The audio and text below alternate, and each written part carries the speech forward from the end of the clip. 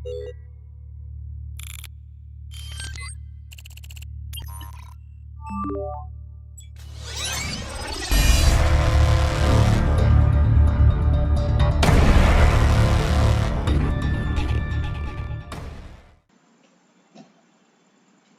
10ના ગુજરાતી માધ્યમના વિદ્યાર્થીઓ માટે આજે આપણે શીખવાના છે એડવર્ટાઇઝિંગ.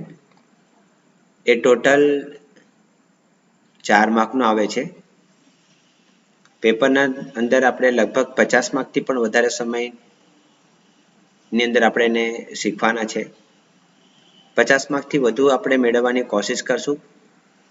એવી રીતે આપણે આ બધા વિડીયો બનાવી રહેલા છે અને જે બાકીના વિદ્યાર્થીઓને બી ફાયદા થાય. પરીક્ષાનો ખૂબ ઓછો સમય બાકી છે એટલે આ રિવિઝન માટે સરળમાં સરળ ઉપાય છે. તો વધારે સમય નહીં ગવાવતા આપણે એડવર્ટાઇઝમેન્ટના 4 માર્કનું પ્રેક્ટિકલ કરી જઈએ છીએ.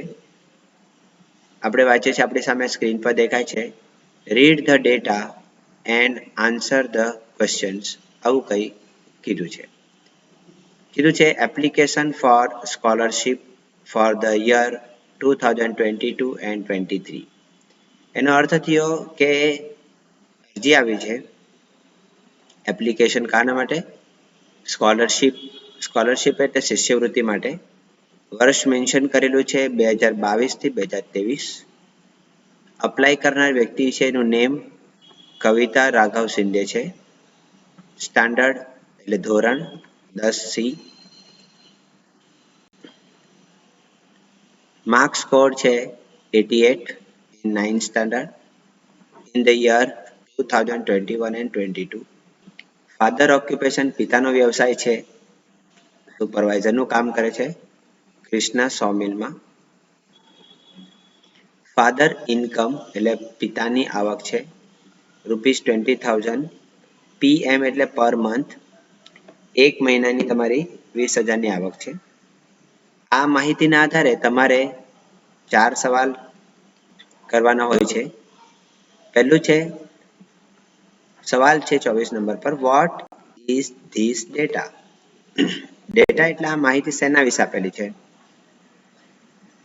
તમે જવાબમાં જોઈ શકો પર એપ્લિકેશન ફોર ધ સ્કોલરશિપ. આ તમારો એનો જવાબ હશે. હું એને થોડું ડાર્ક કરી દઉં છું એટલે તમને જવાબ પહેલો મળી જશે. એટલે 24 નંબરમાં તમારે લખવાનું રહેશે એપ્લિકેશન ફોર સ્કોલરશિપ. સેકન્ડ સવાલ છે આપણી પાસે, who has applied for the scholarship? who એટલે કોણ થાય? એ કઈ વ્યક્તિ અપ્લાય કરી રહેલી છે? તો તમે જોઈ શકો નામ છે કવિતા રાઘવ શિંદે. આ તમારો બીજા સવાલનો જવાબ થયો એટલે 25 નંબરના સવાલનો જવાબ થયો કવિતા રાઘવ શિંદે. ત્રીજો સવાલ છે તમને સ્ક્રીન પર જેવી રીતે દેખાય છે, what does Kavita's father do? What does એટલે શું કરે છે? કવિતાસ ફાધર એટલે કવિતાના પિતાજી, ડુ એટલે કરવાનું. કોઈ બી કાર્ય શું કરી રહેલા છે? તે સુપરવાઇઝરનું કામ કરી રહેલા છે. તો આપણે અહીં લખવાનું સુપરવાઇઝર ઇન ક્રિષ્ના સોમિલ, આવી રીતે લખી શકાય. આ તમારા ત્રીજા પ્રશ્નનો જવાબ થયો એટલે 26 નંબરના પ્રશ્નનો જવાબ. અને નેક્સ્ટ સવાલ આવે છે ઇન વિચ એટલે કયા. ઇન વિચ નો મતલબ થાય કયો, કઈ, કયું, એવી રીતે. તો ઇન વિચ ક્લાસ એટલે કયા વર્ગમાં ડઝ કવિતા સ્ટડી, કવિતા કયા વર્ગમાં ભણે છે?